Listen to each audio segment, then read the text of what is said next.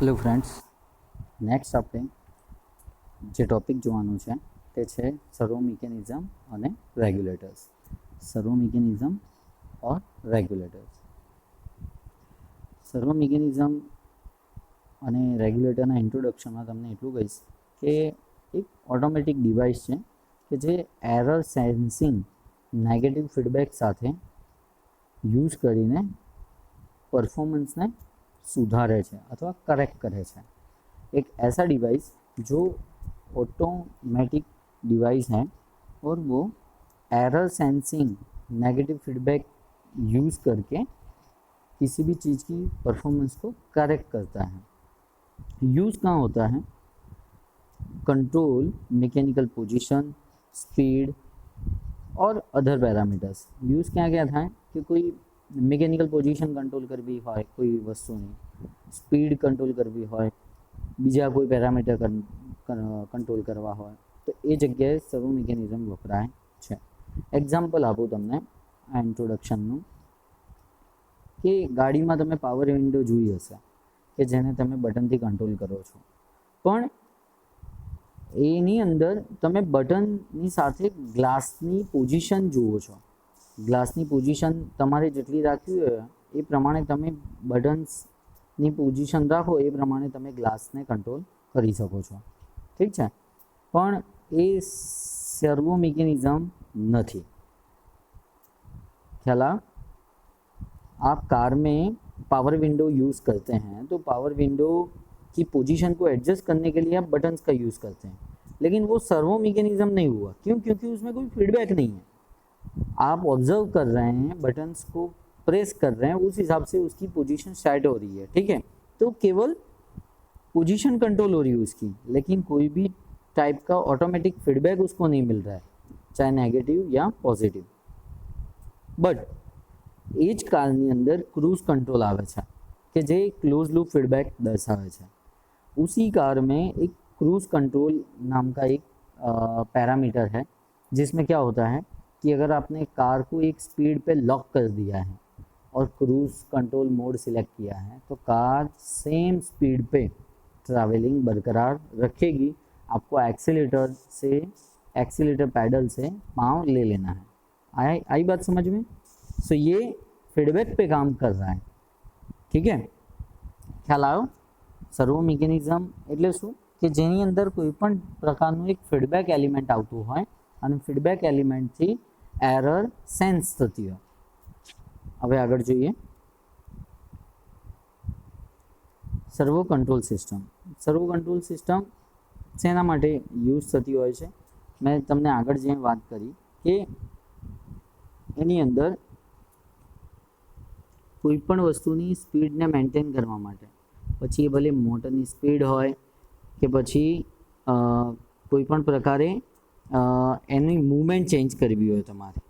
ઠીક છે, કાં તો સ્પીડ વધારવી હોય તો તમે વધારી શકો, અથવા મેન્ટેન કરવી હોય એટલે સ્ટડી પોઝિશન કરવી હોય તો પણ પોસિબલ છે. બરાબર ને? આજે મેં તમને વાત કરી કે વધતી જતી સ્પીડ હોય, સ્પીડ જેમ જેમ વધતી જતી હોય એમ પ્રમાણે પોઝિશન કંટ્રોલ થતી હોય તો એને ટ્રેકિંગ કહેવાય. આગળ જોઈશું આપણે ઉદાહરણ કે કયા ટ્રેકિંગ વિશે હું વાત કરું છું. હા ને? પણ આ પ્રકારે સર્વો કંટ્રોલ સિસ્ટમ એનું જોબ પૂરું કરે છે. Position controls. પોઝિશન કંટ્રોલ્સ એટલે તમે વ્યવહારમાં જોયું હશે કે ન્યુમેટિક કંટ્રોલ્સ જોયા હશે, પછી ટ્રેક્ટરમાં જે હાઇડ્રોલિક બેઝ સિસ્ટમ આવે ટ્રેક્ટર અથવા ડમ્પર્સની અંદર. હા ને? એ શું છે? એક જાતની પોઝિશન કંટ્રોલ સિસ્ટમ્સ દર્શાવે છે. પણ તમને કોઈ ડિફરન્સ દેખાય છે કે ઇલેક્ટ્રિકલી જે સર્વો મિકેનિઝમ છે એ શું છે? તો એક જાતનું એરર સિગ્નલ ડિફરન્શિએટ કરીને અને કોઈપણ મિકેનિઝમની પોઝિશન કંટ્રોલ કરવાની સ્થિતિ દર્શાવે છે. એટલે અહીંયા નામ આપ્યું છે કે ભાઈ position control.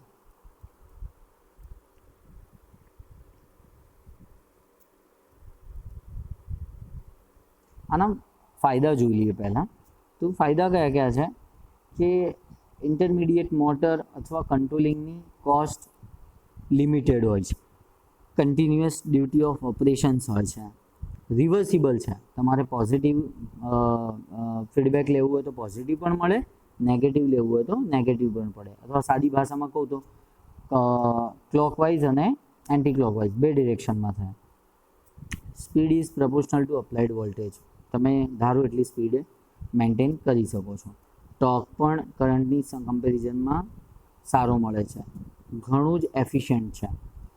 No power required to hold a static load. એને કોઈ વજન કેરી કરવા માટે કોઈ પણ જાતના પાવરની જરૂર લાગતી નથી. જેમ કે હાઇડ્રોલિક હોય તો તમારે ત્યાં ઓઇલનું પ્રેશર મેન્ટેન રાખવું પડે, ન્યુમેટિક હોય તો તમારે એરનું પ્રેશર મેન્ટેન રાખવું પડે.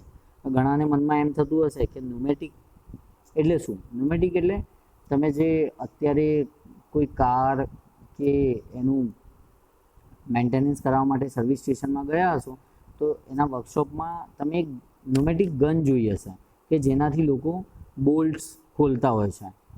ઠીક, એ ક્લોકવાઇઝ ખોલી પણ શકે અને એન્ટી ક્લોકવાઇઝ એને ફિક્સ પણ કરી શકે છે. એમાં એર પ્રેશર વપરાય છે. જ્યારે સર્વો મિકેનિઝમની વાત કરું ને તો કોઈ પણ જાતના પ્રેશરની જરૂર પડતી નથી. તમારે કોઈ પણ જાતનું પાવર રિક્વાયર્ડ નથી. ફ્લેટ સ્પીડ ટોર્ક કર્વ છે. ટોર્ક સ્પીડ કર્વ એકદમ ફ્લેટ હોય છે. Peak torque available. તમારે થોડા સમય માટે વધારે લોડ સહન કરવો હોય તો કરી શકે છે. સ્મૂથ રોટેશન, એકદમ સ્મૂથ રોટેશન તમારે જ્યાં આપવું હોય ને એકદમ સ્લો, ત્યાં પણ આ વસ્તુ પોસિબલ છે. સૌથી અગત્યની વસ્તુ કઈ છે ખબર છે? 3000 RPM સુધી આ વસ્તુ વેલિડ છે. 3000 RPM સુધી સર્વો મિકેનિઝમ યુઝ કરી શકાય છે. હવે જોઈએ સર્વો મિકેનિઝમના બ્લોક ડાયાગ્રામ આપશે. જીટીયુની અંદર જે પૂછાય છે આ ઉદાહરણ ઉપરથી તમે સમજી શકશો કે ક્યાં આ વસ્તુ એપ્લિકેબલ છે. અહીંયા મેં બે ઉદાહરણ દર્શાવ્યા છે. હું તમને એક ઉદાહરણ સમજાવી અને બીજું એઝ અ હોમવર્ક તમને આપું છું. તમારે જો કંઈ ડાઉટ હોય તો તમે કમેન્ટ્સમાં મને પૂછી શકો છો. एक एग्जाम्पल है ऑटोमेटिक ट्रैकिंग ऑफ सैटेलाइट. एक एग्जाम्पल मैंने उसका दिया है automatic tracking of satellite. Satellite का ट्रैकिंग ऑटोमेटिक करना है. सैटेलाइट क्या देखा તમને? તો આ એની પોઝિશન રહી સેટેલાઇટની. કઈ? આ એની સેટેલાઇટની પોઝિશન છે. હવે સેટેલાઇટ બટ ઓબ્વિયસ ક્યાં હોય? સ્પેસમાં એક લિમિટ ઉપર સ્ટેબલ હોય. એના રિસીવિંગ માટેના સિગ્નલ્સના જે એન્ટીનાસ છે એ એન્ટીનાસ ક્યાં છે? અહીંયા અર્થ ઉપર એની पोजीशन છે. ख्याल आया आपको? सैटेलाइट कहाँ है? स्पेस में है. वो कंटिन्यूस सिग्नल्स हमें भेजते हैं. तो सेम डायरेक्शन में अगर एंटीना रहेगा उसके रिसीविंग सिग्नल्स को लेने के लिए तो क्या है? हमको कम्युनिकेशन गैप नहीं होगा. आई बात समझ में? सो ये ऑटोमेटिक ट्रैकिंग सिस्टम हो गया सैटेलाइट का. ठीक है, ये ट्रांसमीटर सिग्नल हो गया सैटेलाइट से, ये सैटेलाइट हो गया. હવે આ ઓટોમેટિક ટ્રેકિંગ માટે કઈ વસ્તુ એપ્લિકેબલ છે સર્વો મિકેનિઝમમાં? તો જો એક અહીંયા એલિવેટેડ મોટર મૂકી છે, એક અહીંયા એઝીમુથ મોટર મૂકી છે. નામ ધ્યાનથી સાંભળજો, એલિવેટેડ મોટર અને એઝીમુથ મોટર. અને બંને જોડે ગેર લગાડેલા છે કારણ કે આ એન્ટીનાના વજન ખૂબ જ હેવી હોય જેથી એની પોઝિશન કંટ્રોલ કરવા માટે ગેર મિકેનિઝમ લગાડેલા હોય જેથી મોટરના આરપીએમ પ્રમાણે ગેર આરપીએમ ચેન્જ કરીને એન્ટીનાઝની મૂવમેન્ટ ધીરે ધીરે આગળ પાસ થવા દે. જે હિસાબે તમારી મોટર ફરતી હોય ને એ હિસાબે સેટેલાઇટનું એન્ટીના ના ફરતું હોય. જો હિસાબે ફરે ને તો ઘણું બધું નુકસાન થઈ જાય. એટલે અહીંયા ગેર બેઝ એક મિકેનિઝમ મૂકેલું છે. હવે મારે સેટેલાઇટની પોઝિશન પ્રમાણે આ એન્ટીનાઝને ફરાવવા છે જેથી મને સિગ્નલ કન્ટિન્યુઅસ મળે. તો જો એઝીમુથ મોટર જોડે એમ્પ્લિડાઇન એઝીમુથ કનેક્ટેડ છે. જે પણ અહીંયાનું પોઝિશન હશે, જે બી પોઝિશન હશે એ શું કરશે? એમ્પ્લિડાઇન ફોર એઝીમુથ એટલે સિગ્નલને મોટું કરશે. મોટું કરીને કોને તમે જો એની જોડે જોડાયેલું છે એમ્પ્લીફાયર, અને એમ્પ્લીફાયર આગળ કોની સાથે કનેક્ટેડ છે? એઝીમુથ એરર ડિટેક્ટર જોડે. હવે તમે જો સેમ એવું ને એવું નીચે દર્શાવેલું છે એમ્પ્લિડાઇન ફોર એલિવેશન. એલિવેશન એટલે બે ટાઈપની મૂવમેન્ટ કરવાની છે, એક્સ એક્સિસ અને વાય એક્સિસ. આ વાય એક્સિસ માટે છે અને આ એક્સ એક્સિસ માટે છે, જેથી એન્ટિનાની પોઝિશન અપ અને ડાઉન બે ડિરેક્શનમાં એક સરખી થઈ શકે. સેમ એવી રીતે એલિવેશન એરર ડિટેક્ટર, એમ્પ્લીફાયર, એમ્પ્લીડાઇન અને એલિવેટેડ મોટર સાથે જોડાયેલું છે. હવે તમે જો એન્ટિનાથી એક ફીડબેક આવે છે, દેખાય તમને આ ફીડબેક? આ ફીડબેક આ દેખાય? આ સીધું ક્યાં આવે છે? એક એઝીમુથ એરરમાં આવે છે અને એક એલિવેશન એરરમાં આવે છે. હવે જે પ્રમાણે એન્ટિનાની મૂવમેન્ટ હશે એ પ્રમાણે ફીડબેક મળશે અને આ બે ડિટેક્ટરને મળશે. ડિટેક્ટર શું કરશે? એમ્પ્લીફાયરને સિગ્નલ આપશે. એટલે નાનું સિગ્નલ ડિટેક્ટર આપે એને એમ્પ્લીફાયર શું કરશે? મોટું કરશે. મોટું થઈને કોને મળશે?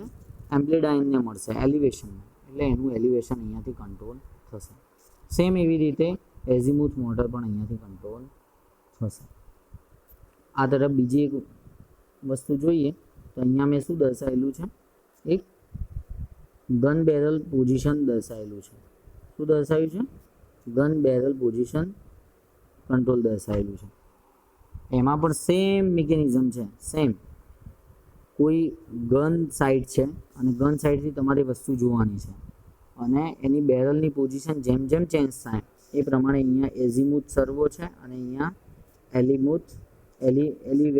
એલિવેશન સર્વો છે. એ સર્વો કોને સિગ્નલ આપે? એલિવેશનવાળી એલિવેશન કમ્પેરેટરને આપે અને એ કમ્પેરેટર પછી આગળ જતું રહે સિગ્નલ લઈને. ઇન શોર્ટ, ઓટોમેટિક ટ્રેકિંગ પરથી તમને આઈડિયા આવ્યો હશે કે જેમ જેમ સેટેલાઇટની પોઝિશન ચેન્જ થાય છે એમ એન્ટિનાઝની પોઝિશન ચેન્જ થાય છે અને એન્ટિનાઝની પોઝિશન ચેન્જ થવા માટે આ ફીડબેક સિગ્નલ ઘણું જરૂરી છે અને આ ફીડબેક સિગ્નલ પ્રમાણે આ મોટર્સને સિગ્નલ મળે અને એ સિગ્નલ્સ આ एंटीनाज़ पोजीशन कंट्रोल करवा माटे, स्मूथ रखवा माटे हेल्प करे छे। इससे आपको इतना पता चल जाएगा कि सैटेलाइट से जो हमें सिग्नल मिल रहे हैं वो एंटीनाज रिसीव कब करेंगे सेम डायरेक्शन में, जब एंटीना एक फीडबैक यहाँ पे दे रहा है, एक यहाँ दे रहा है, एक यहाँ दे रहा है कि मेरी पोजीशन आप सेम डायरेक्शन में करके रखो ताकि मैं आपको कंटिन्यूस सिग्नल दे सकूँ कंट्रोल सेंटर में। ठीक है, उसके लिए का ये सब सेटअप है। आशा राखूँ छूँ कि आ बे एग्जाम्पल्स तमने ख्याल आया हशे, automatic tracking of satellite and gun barrel position control. कोई पण तमने डाउट होय कि कंईक पूछवुं होय कि एक्जाम में कई रीते पूछाय छे अथवा शुं छे, एक्जाम में तमने डायरेक्ट पण पूछी शके छे कि सर्वो मिकेनिजम अने रेग्युलेटर एटले शुं, तो तमारे सर्वो मिकेनिजमनी व्याख्या आपवानी अने एना उदाहरण कोई पण एक उदाहरण तमे समजाई शको छो। आ बेमांथी कोई पण एक, कां तो पछी तमने डायरेक्टली पण पूछी शके कि ऑटोमेटिक ट्रेकिंग ऑफ सैटेलाइट समझाओ अथवा गन बेरल पोजीशन कंट्रोलनो डायग्राम दोरो, तो तमे आ विडियोमां दर्शाव्यो छे ए प्रमाणे दोरी शको छो। Okay, that's all for this session. Thank you.